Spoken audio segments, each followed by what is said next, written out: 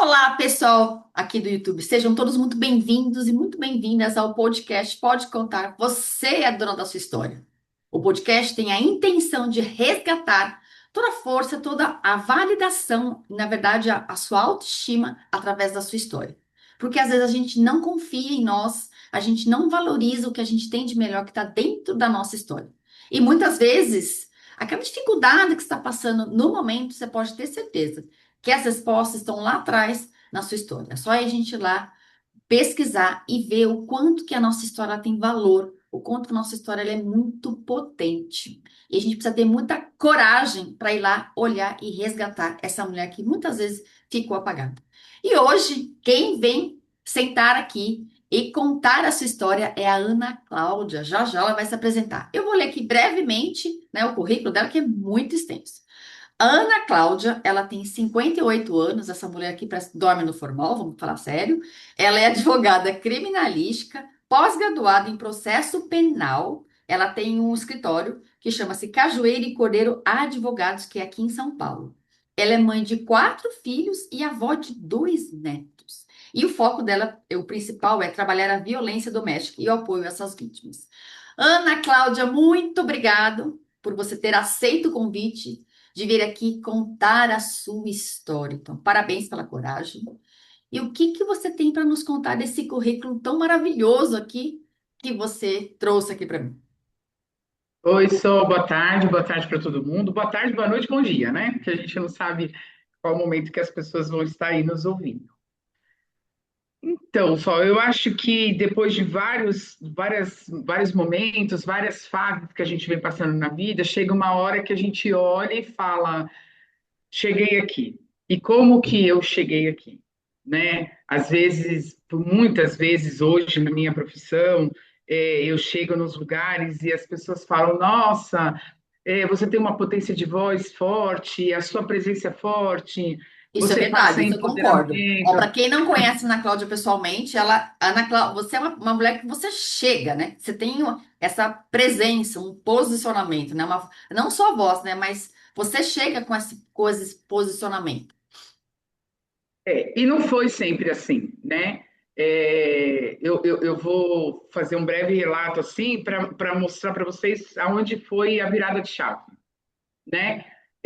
Eu já tinha 2 filhos, e aí eu conheci um rapaz, né, meu ex-marido hoje, que era mais novo do que eu, e tivemos um relacionamento breve, e, enfim, fiquei grávida do terceiro filho, porque era o sonho da vida dele ser pai, e ele me achava uma ótima mãe, e vamos fazer uma família. Então, nesse A caso, gente, quando você conheceu esse rapaz, você já estava no seu segundo casamento, era isso? eu já tinha 2 filhos.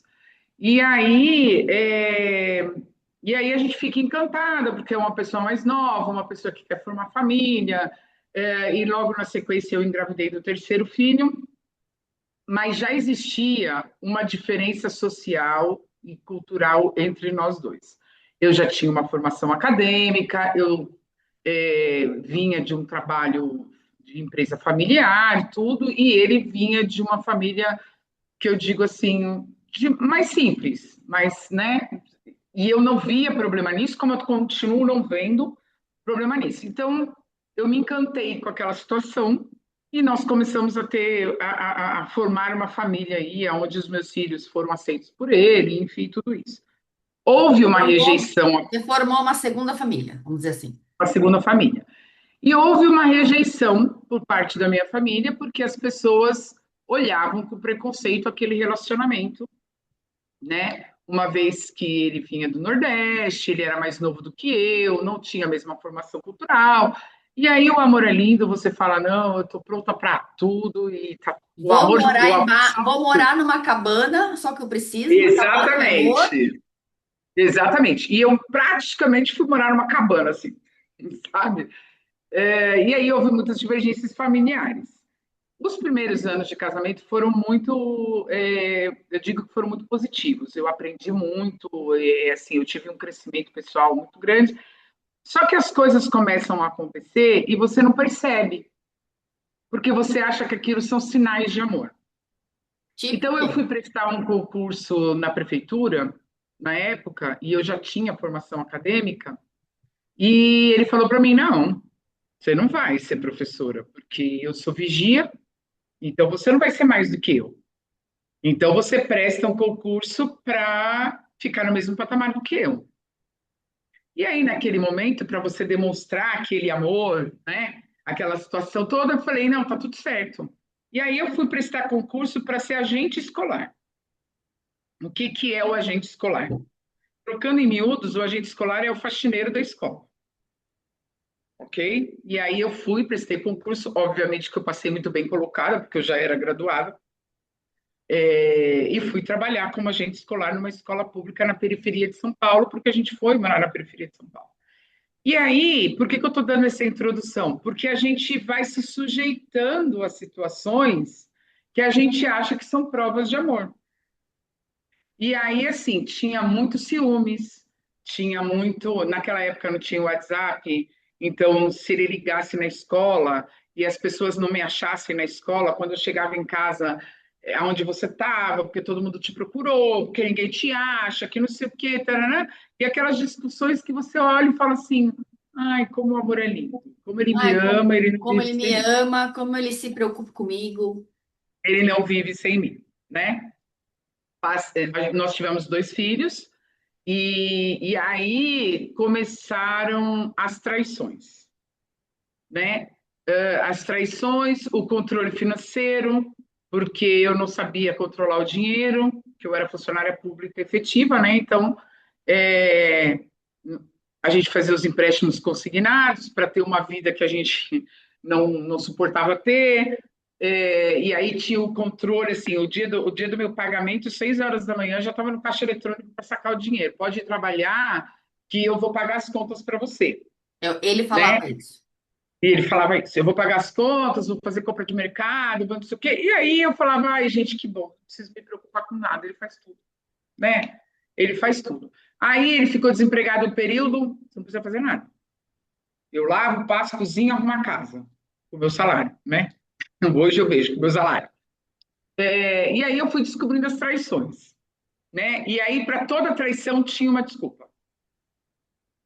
Porque eu não dava a atenção que ele queria, porque a mulher mexeu com ele, ele não resistiu, porque o amigo que apresentou. Então, sempre tinha uma desculpa, e aí você vai relevando, você vai relevando, você vai relevando, porque você tem filho pequeno, porque você tem vergonha de ser traída, e por várias questões sociais, Quando né? você descobriu a primeira, o que que passou na sua cabeça e o que que você sentiu quando você descobriu a Eu primeira? sentia que a culpa era minha. Eu sentia que a culpa era minha. Por quê? Porque eu trabalhava demais, porque quando chegava final de semana eu lavava, passava, cozinhava, arrumava a casa, cuidava dos filhos. Não tinha tempo para ele, Então, supostamente? hã? Supostamente Não você não entendi. teria tempo como esposa para Eu não ele. teria tempo, o tempo que ele merecia, e aí você vai se sentindo culpada, porque, assim, o agressor em si, e eu quero abrir um parênteses aqui, que lá na frente eu falo, hoje eu tenho um ótimo relacionamento com meu ex-marido, tá? Mas o agressor em si, ele tem um círculo vicioso, né? Ele te agride de várias formas e aí depois ele te convence que você é a culpada. E aí você se sente culpada e aí você fala: "Ai, tá bom, desculpa, eu não vou fazer mais". É Eu um, já, é um eu já comportamento, um perfil narcisista? narcisista. E eu já repeti essa frase várias vezes. Várias vezes eu já me peguei falando para ele: "Desculpa, eu não vou fazer mais. Desculpa, eu vou melhorar. Não era minha intenção. Realmente você merece mais do que eu estou te dando", né? E assim foi. Só que aí eu comecei a me incomodar, sabe? Eu, Ana Cláudia, sabia que eu não merecia isso e que eu não precisava disso. Quando que você Não percebeu posso, isso? Eu sei que assim, você foi percebendo, mas teve uma. Sim, quando aí essas traições, né? Sempre trazia essa coisa da culpa. Você chegava a isso. comentar com alguém, algum familiar, ou sempre é só você e Não, você? eu tinha uma amiga, que é minha amiga até hoje, que a gente fala que é amiga irmã, que eu desabafava com ela, Mas o que que acontece? A gente tem muito medo do julgamento. E a primeira linha de frente a te julgar é a família. A segunda linha de frente é a sociedade que está em volta de você. Então, os comentários depois, né, que vieram, era assim: ficou casada com ele porque quis, todo mundo avisou que ele não prestava, todo mundo te avisou que ele não era o perfil ideal para você, então agora não adianta reclamar. Quem mandou fazer 2 filhos com ele? São sempre esses os comentários, né? E aí você vai falar para quê? Você já está sofrendo aqui nesse núcleo familiar. Aí você vai sair dizendo para os outros para quê? Para as pessoas te apontarem mais e mais e mais, porque ele já fazia você se sentir a culpada. Então o resto da sociedade só vinha para acabar de apedrejar. Essa rede de apoio familiar, é muito difícil nos dias de hoje ela existir para quem sofre violência doméstica. Porque das duas, uma, ou a mulher esconde até o último limite, quando ela aparece espancada no meio da rua, ou ela não conta para ninguém. Quem vê são os filhos. E aí a gente comete aquele erro de falar para o filho assim: filho, não fala nada para ninguém, tá bom? Eu já conversei com o papai, ele não vai fazer mais, que não sei o quê. Eu me separei dele durante 2 anos, em 2010. Eu me separei dele por 2 anos, e aí eu comecei a enxergar um outro lado da vida. E aí, quando foi em 2008, aí em 2010, os meus filhos, mãe, meu pai melhorou, coitado, volta, dá uma chance, que não sei o quê, taraná. E aí eu vou dizer para você, foi a pior coisa que eu fiz naquele momento na minha vida. Porque quando eu voltei em 2010, ele veio, né, cabisbaixo, porque os filhos estavam pedindo, mas na hora que ele entrou dentro daquele núcleo, ele falou: não vive sem mim. Então eu posso continuar fazendo tudo que eu fazia. E aí piorou. Porque como eu já tinha tido o gosto da liberdade, eu não queria retroceder. E aí começou a violência física. Porque aí eu ia para o embate e eu falava: não preciso de você, não quero você, se você está aqui por causa dos meus filhos, que não sei o quê. E aí ele não aguentava o peso da palavra, e aí ele vinha para o ataque físico. E lá em 2010, não tinha Lei Maria da Penha e não tinha essa mídia supostamente preocupada, porque hoje que eu trabalho na área da criminologia, eu falo que a preocupação da mídia é só para os casos que vão dar ibope, que vão dar, né, visibilidade. Então você não tinha para quem reclamar. E aí os meus filhos acompanhavam essas agressões físicas, que eu também, apesar dele ser muito mais forte do que eu também falava: já que é para bater, então agora, né, vamos ver quem pode mais. Lógico que ele sempre podia mais. Às vezes eu estava, assim, dias de calor, eu estava com blusa de gola rolê, blazer fechada para as pessoas não verem as marcas, porque ele, muito sabiamente, ele nunca batia no rosto. Ele nunca batia no rosto, então, que era para não deixar marca. Mas, assim, por muitas e muitas vezes eu trabalhei, assim, semanas, tipo, com costela quebrada, eu chegar no escritório e não poder fazer, porque eu sentia dor, né? E esconder isso de todo mundo. Porque voltou com ele por quê? Já não estava separada? Voltou com ele por quê? E aí, quando ele viu que a situação estava se agravando, ele falou para mim, eu falei para ele: eu vou pedir o divórcio. Aí os meus filhos falaram: mãe, divorcia, separa, vai fazer a faculdade que você gosta, que não sei o que, aqui no caso era direito, vai fazer a faculdade que você gosta, vai viver outra vida, você não precisa disso. E aí você vem com aquele sentimento de que você não é capaz, porque você não tem ninguém para te ajudar. Você não tem ninguém para te ajudar. E aí foi quando eu comecei a fazer a faculdade de Direito, e eu peguei e falei para ele, eu falei: eu vou pedir o divórcio. E aí ele pegou e falou para mim assim: se você se divorciar de mim, eu te mato. É bem E típica aí eu de. peguei, Eu não convivo, né? Então, eu não convivo com essas questões dessa violência doméstica como você está vivendo. Então, eu acho que isso é o que a gente aparece, como se fosse que a mídia traz, né? E aí, quando eu quero separar, ele se sente tão ferido e acuado que é uma forma que é, de se defender é falar que vai tirar sua vida. E aí, quando eu questionava com as situações, eu falava, não, mas eu quero divorciar porque você me trai. Aí ele falava para mim assim, ah, mas eu tô te traindo porque você engordou. Quando eu casei com você, você era magra. Ah, eu tô te traindo porque você agora resolveu estudar. E aí você não sobra tempo. Porque o agressor, ele tem a visão de que ele tem a posse. Então, por exemplo, se ele quisesse fazer sexo 3 vezes no dia, você tinha que fazer 3 vezes no dia. Porque ou você fazia 3 vezes no dia, ou ele te batia porque ele falava que você tinha outro na rua e por isso que você não aguentava fazer. Ou seja, você fica acuada, de qualquer forma. Você fica acuada. E isso é uma coisa. As pessoas falam, ah, mas é um caso isolado. Não é. Não é um caso isolado, porque hoje aqui no escritório eu recebo muitas mulheres nessa situação que vivem as mesmas coisas.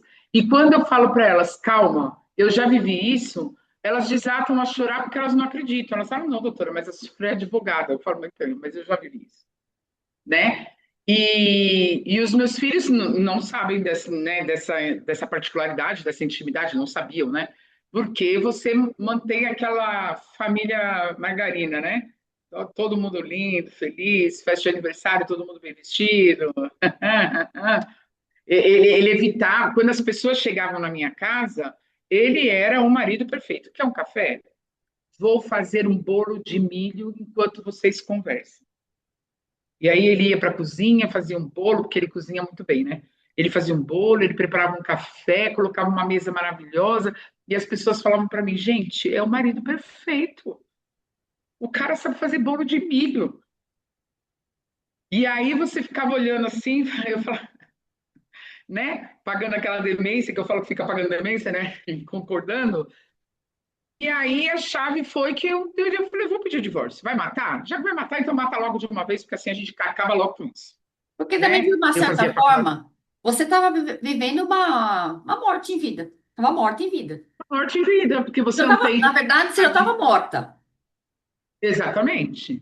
Você não tem vontade de nada, você não quer, sabe? Você não tem estímulo para mais nada, você, sabe, você não quer sair porque você tem que fingir que é uma pessoa que não é, você não quer ficar em casa porque senão você tem que aguentar ele. Então, você começa, sabe, a não. E aí eu resolvi pedir o divórcio. O dia que eu pedi o divórcio, que saiu o divórcio, eu cheguei em casa, coloquei o papel em cima da mesa e fui preparar a janta para os meus filhos que eu ia para a faculdade. E aí, quando ele chegou, eu falei: Olha, tem um papel em cima da mesa aí para você. Ele pegou o papel, leu o papel, falou assim: Vou jogar bola, quando eu voltar a gente conversa. Que eu falei para você que eu não ia me divorciar de você. E aí, o filho mais velho dele, que é o meu terceiro filho, já vivia aquilo há muito tempo, né? E um dos motivos do meu filho ter se envolvido com droga naquela época foi em consequência do que ele via dentro de casa. Nesse dia, o meu filho desceu, eu morava no sobrado, ele passou por mim, ele passou pelo pai, pediu bênção para o pai, e aí ele chegou perto de mim na pia, pegou a faca, virou para o pai e falou para ele: A minha mãe falou para você ir embora.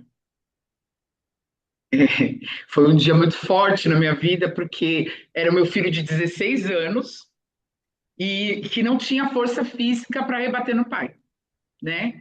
E aí ele falava assim: meu filho, você não se intromete, isso é um assunto meu e da sua mãe, pode deixar que a gente resolve. E aí o meu filho pegou e falou assim: não, você não está entendendo, a minha mãe mandou você embora. E se você não for embora, quem te mata sou eu. Ou seja, chegou num extremo assim, Chegou desse num jeito. extremo, o caçula estava sentado na sala e ficou parado, né, estático. E aí ele saiu para jogar bola, e aí eu lembro que nesse dia ele não voltou mesmo, ele voltou acho que uns 2 dias depois para pegar as coisas dele. E eu fiquei 2 dias assim, e agora o que eu faço? E aí eu descobri, e aí a virada de chave vem que a gente não pode ter vergonha de falar para os outros aquilo que você passa, porque a vergonha não é sua, a vergonha é dele. E aí eu comecei a procurar pessoas que eu pudesse confiar aquele momento que eu estava passando. E aí parece que foi se formando um elo, porque eu falei para essa minha amiga, e aí o meu filho contou para a mãe do amigo dele que morava ali no mesmo condomínio e que veio falar para mim, tô aqui para você. E aí você vai contando para um, vai contando para outro. Eu sei que recentemente, por exemplo, uma tia minha, que é como se fosse minha segunda mãe, recentemente que eu fui contar para ela. Eu falei, tia, me divorciei por causa disso, disso, disso. Ela ficou olhando para mim e falou, eu não acredito. Eu falei, mas por que que você não me contou? Eu falei, porque você foi uma das primeiras pessoas a dizer que não era para eu casar com ele. Ou seja, como é que eu vou Então, contar para alguém que falou isso? E aí, nessa questão toda aí você já estava fazendo a faculdade de Direito, sim, e aí você sim. pediu. Depois, como é que foi esse período aí do. Você se divorciou e depois? O que que aconteceu? Aí foram alguns meses de perseguição que hoje as pessoas chamam de stalking. Mas eu saía na porta da faculdade, naquela época eu era fumante, eu saía na porta da faculdade no intervalo, e aí eu via a distâncias assim, ele atrás do poste, porque ele estava esperando para ver se ele me pegava com alguém para justificar ele me matar, né? Então foram meses assim, de eu chegar em casa correndo, de eu fechar a porta de casa, eu não queria que ele visse meus filhos, e aí foram alguns momentos assim, até eu me fortalecer com as pessoas que falavam para mim, ok, tudo bem, você passou por isso, mas eu estou aqui agora para te ajudar, né? E aí, assim, esse divórcio coincidiu muito com o final da faculdade. Então, e como eu optei, sempre optei por ser criminalista, ele falava para mim que eu queria ser criminal porque eu queria viver envolvida com um homem bandido, não sei o quê, aquelas coisas, aquelas imaginações que as pessoas têm, né? Ah, que tem um fetiche de estar sempre com um homem bandido e no meio da favela, que não sei o quê. E às vezes eu olhava e falava assim, será que é isso mesmo? Porque a gente se coloca em dúvida, né? Hoje eu digo para você que a gente tem um ótimo relacionamento, no sentido de que nós somos pais dos mesmos filhos. Eu não esqueço as coisas que aconteceram, ficaram cicatrizes, né? Que hoje eu olho, e eu acho que é uma fase de amadurecimento, você olha e fala, talvez se eu não tivesse passado por tudo isso, hoje eu não seria a pessoa que eu sou e não poderia ajudar as pessoas do jeito que eu ajudo. Porque às vezes, quando uma mulher vem no meu escritório, e eu já tive vários casos de chegarem aqui com um lenço na cabeça escondida, ou sentar na minha frente e eu falar, eu sei o que que você passa, porque eu já passei por isso, e a pessoa começar a chorar e falar, como assim? Né? E as pessoas têm a falsa ilusão de que quem passa por essa situação são pessoas de periferia, pessoas de pouco estudo, pessoas de pouca possibilidade, e eu tenho uma carteira de cliente mulheres engenheiras, funcionárias de empresas públicas, professoras, é, advogadas. Por quê? Porque é a satisfação que você tem que dar para a sociedade. Porque essa sociedade que prega, endurece a Lei Maria da Penha, o cara tem que ficar preso mesmo, tornozeleira eletrônica não resolve, que não sei o quê. É essa sociedade a primeira a apontar e falar: por que que você ficou com ele 18 anos? É curioso você estar Por que que quando trazendo você. essa. Hã? O que você está trazendo é muito interessante acho que é bem importante trazer, porque às vezes a gente tem essa noção, né, do que, né, o que o noticiário fala, né, que é o que a gente estava conversando um pouquinho antes aqui de a gente começar, paz, que normalmente são pessoas de vulnerabilidade é, financeira, vulnerabilidade porque não teve acesso a estudos, então a gente acha que isso acontece no mundo longe de nós, acontece lá na Uhum. periferia, acontece lá no vizinho, e às vezes está acontecendo dentro da nossa família, como você falou, né, dentro da casa, não é na nossa casa, assim, é dentro da família, a gente não percebe. E aí a mulher que está passando por isso, independente da classe social, às vezes ela também não vê. Então eu queria que você desse, assim, o que que você diria para uma pessoa que vai assistir o vídeo aqui, quais são os sinais que a mulher precisa começar a captar, entender que não é normal, desnormalizar. Não é normal ele chegar em casa cansado, estressado e gritar, porque ele trabalhou muito, mas eu também trabalhei. Ah, é normal então um dia ele quebrar um copo, e jogar longe. Ah, coitado, tá estressado. Porque a gente acredita muito, né, a nossa sociedade, que o abuso é muito mais físico. Esse moral, esse psicológico, né, ele é mais difícil. Quais são os sinais que você diria para as mulheres para ela perceber se ela realmente está dentro de um relacionamento narcisista, abusivo? Então, uma coisa é assim, e eu digo para você que eu já passei, eu acho que por todos os tipos de violência, mas uma coisa é assim, nossa, como você está bonita, do jeito que você está, mas quando você fica loira, eu acho que realça mais sua beleza. Isso é um comentário. Outra coisa é, por que que você pintou o cabelo dessa cor se você fica horrorosa desse jeito? Essa é uma forma de manipulação, né? Nossa, você não está percebendo que você está engordando? Diferente de você falar para a pessoa, escuta, na sua família tem tendência a ter diabetes. Você não percebeu que nos últimos dias você está um pouco descontrolada? Vamos passar no médico e fazer os exames? São formas diferentes de você olhar e falar, este ele está cuidando, este ele está te reprimindo.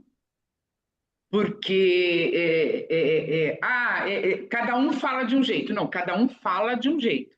Mas a demonstração do controle, esse controle, ele é sufocante. Porque se você permite esse controle, ele vai aumentando o controle e ele vai te sufocando. Porque uma hora que você comprar uma roupa ou você pintar um cabelo, por exemplo, na minha época, tinha uma novela que eu vou esquecer o nome da atriz, ela vivia com o cabelo curto, Carolina Ferraz.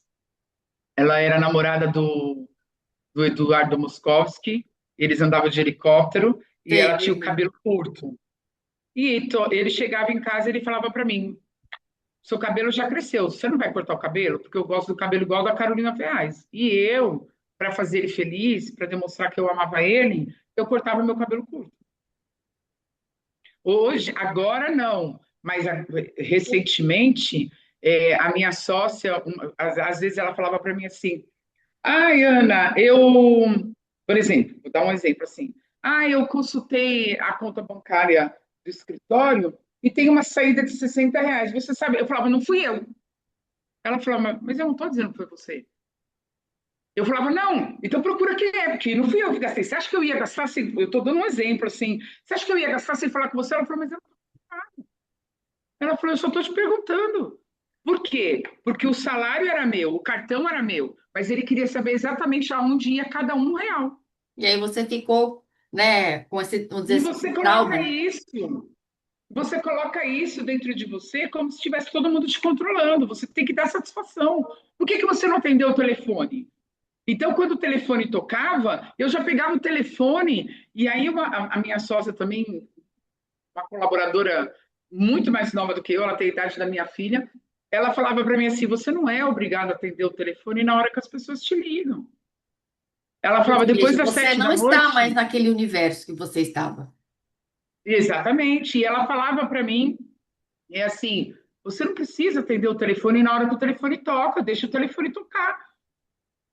Porque eu tinha aquilo dentro de mim que se eu não atendesse na hora, a pessoa ia falar, por que que não atendeu o telefone?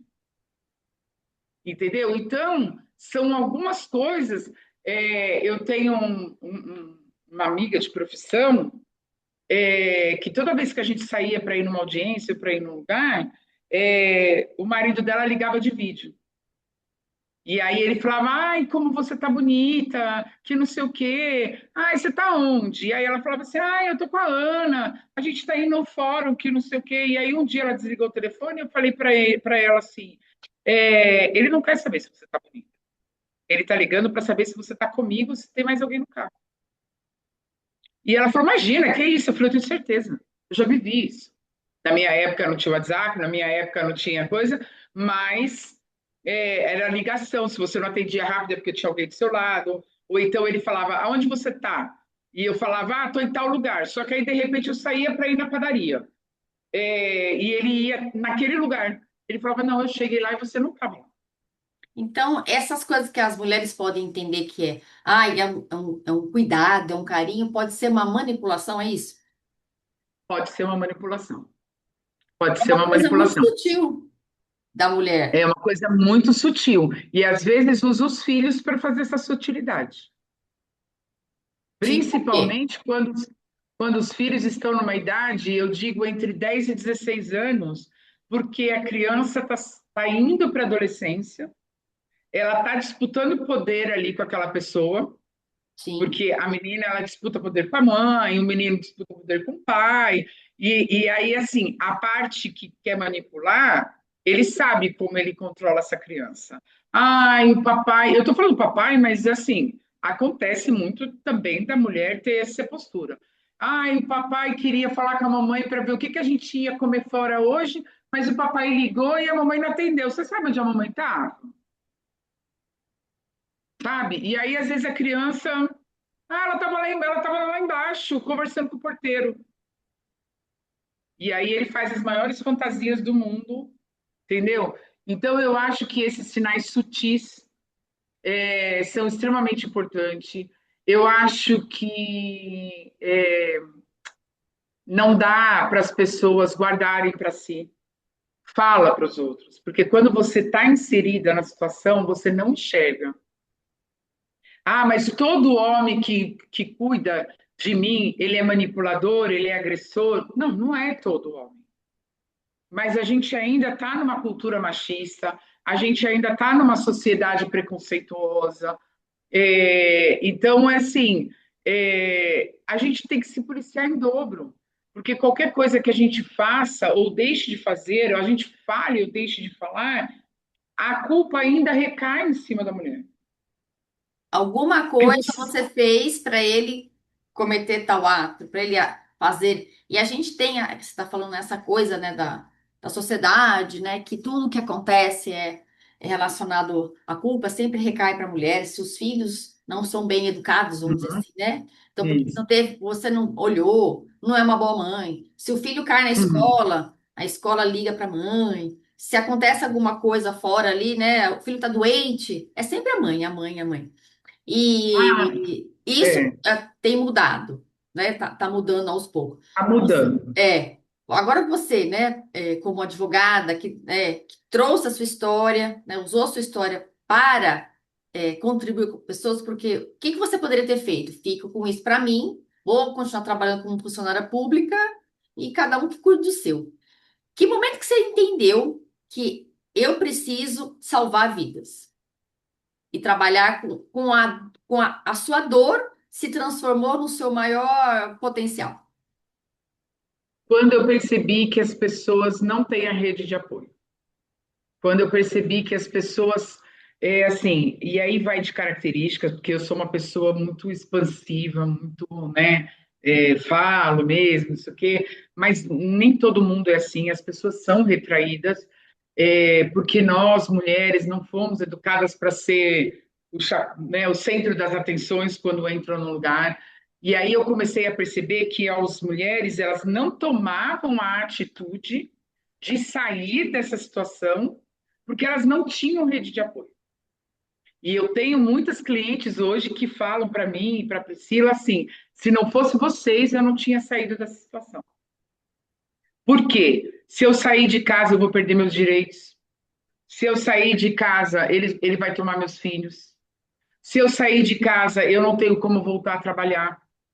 E hoje existe uma rede pública, um grupo chamado Justiceiras, no Instagram, no Facebook, que trabalha junto nas delegacias, que são várias mulheres, inclusive chefiadas aí, chefiadas não, lideradas pela doutora Gabriela Mansur, que dá uma rede é, inicial para essas mulheres, né?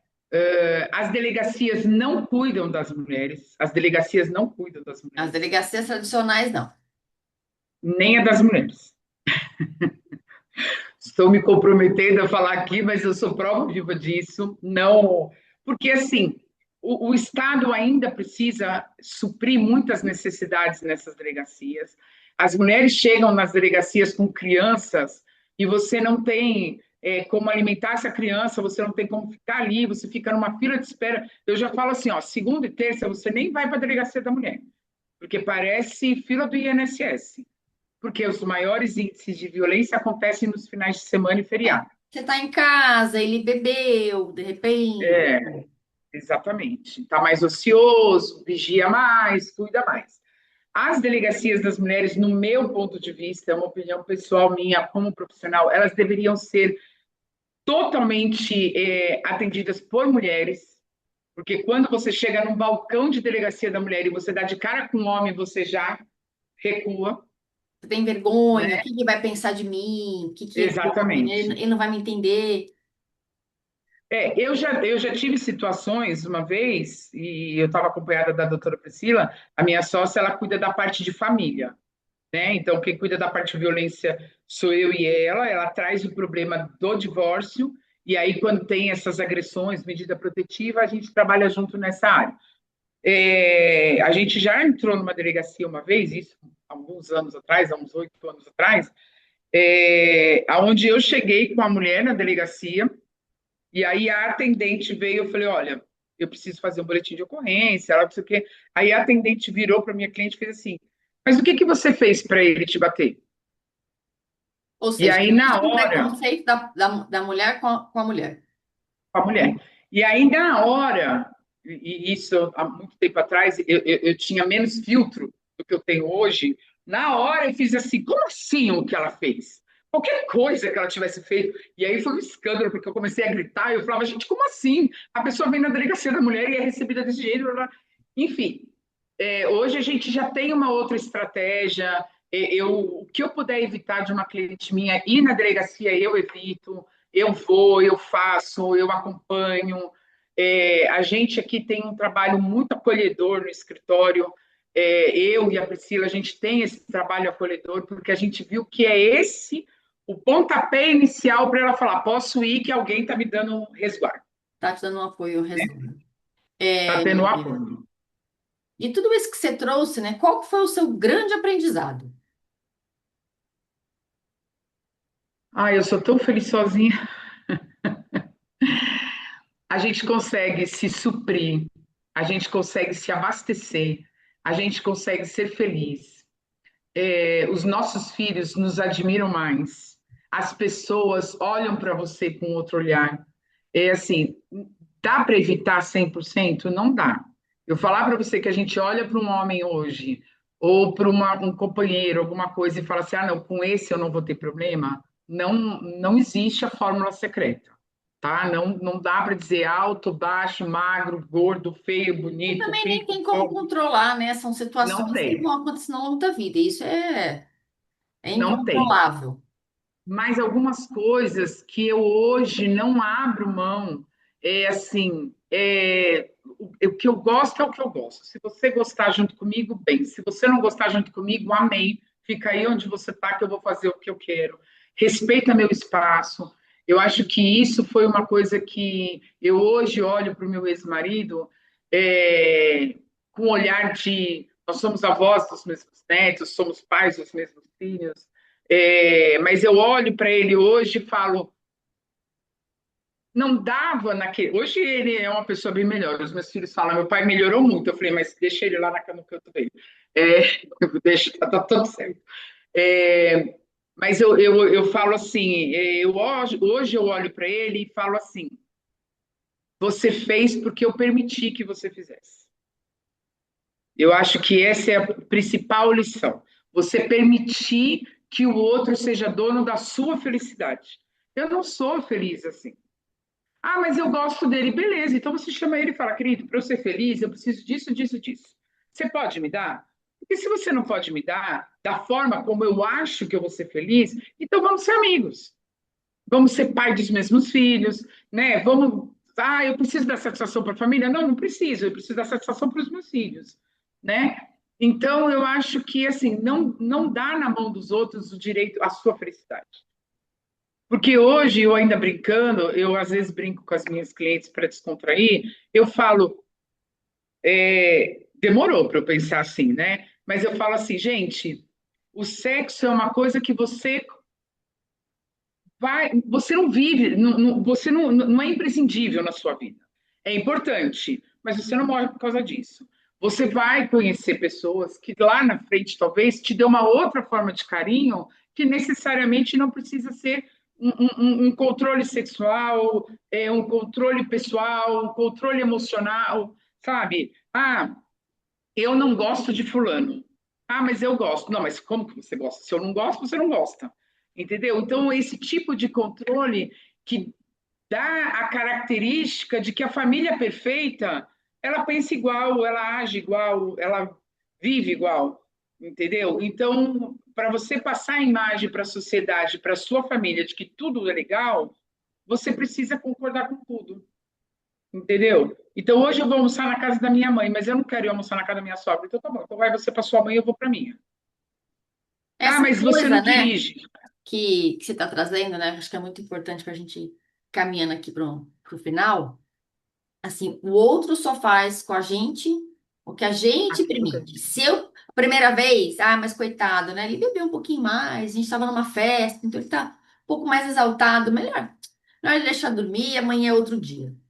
Bem, né, uma vez, duas vezes, mas você começa a perceber que aí um dia ele começa a falar mais alto, começa de repente, a gritar com as crianças, que, né, tô assim, aí, quebra um copo, né? Então, a gente, não tô culpando nem julgando, né? Mas a gente vai se Sim, permitindo o que isso vai acontecendo também. Aí também tem outras coisas, né? Também tem as crenças que a gente foi ouvindo, como você falou, né? A mulher tem que ser submissa, a gente não pode ser expansiva, né? Então, a gente não pode expressar a uhum, nossa raiva, o homem pode expressar raiva, né? Não estou julgando homem e uhum, mulher, né? Somos seres humanos e temos sim, sentimentos.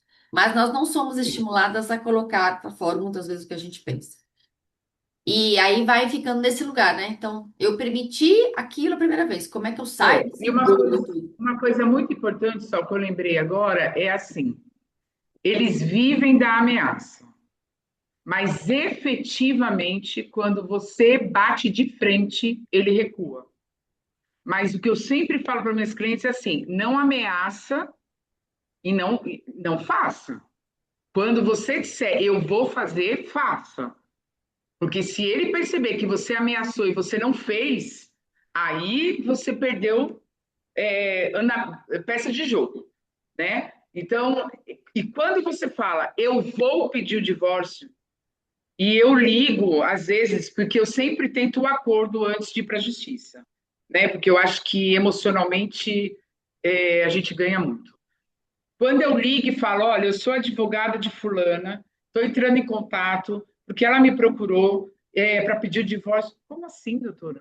A gente teve uma discussão. Ela procurou a senhora? Não, doutora, peraí que eu vou conversar com ela. Eu falo, não, agora a conversa é só comigo. Com ela você não conversa mais. Eu já tive marido de chorar, eu já tive marido de sentar na minha frente e falar, quanto que a senhora cobrou dela? Eu falava assim: não, não interessa, eu pago o dobro para a senhora convencer ela a não se separar de mim. Então é assim, porque eles não esperam que a gente tenha reação, Que as mulheres entendeu? têm essa Então reação, né? eu sempre digo assim: na hora que você falar, eu vou divorciar, você vira as costas e me liga, e a partir de agora deixa que é comigo, com a Priscila, e a gente toca a vida. Você Tipo não assim, vai vira perder as os seus direitos. costas, tipo assim, é É, aquele dia do chega, não? Porque é como você falou, né? Então, aí quando você quer falar, entre aspas, né? Colocar a sua voz para o mundo daquilo, você perde credibilidade. Perdemos a credibilidade, exatamente. aí, minha filha, acabou. Aí ele toca e dança. Porque tem muita que fica assim, eu tenho algumas que ficam assim, ah, doutora, tá bom. Ela escuta tudo que eu tenho para falar, fala, ah, tá bom, eu vou pensar, depois eu ligo para a senhora. E daqui a 6 meses a pessoa me liga.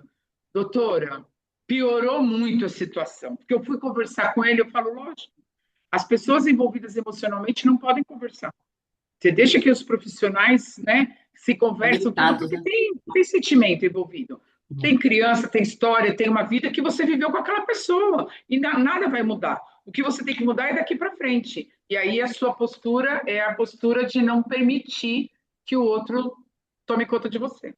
É Exatamente. isso. Começar a perceber os sinais, né, de que tem alguém invadindo, né, o meu É. cônjuge, que somos casados, temos um relacionamento, né, independente do tipo de Uhum, relacionamento que temos, que vai ser nesse nível. Então, isso que você está trazendo é muito importante.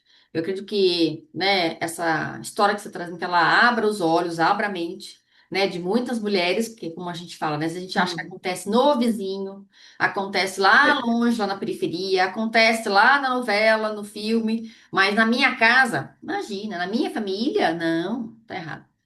E eu queria que você deixasse aqui para nós, né, o contato do seu escritório, né, de qualquer forma, vai ficar aqui no descritivo do vídeo, o seu site, os seus contatos.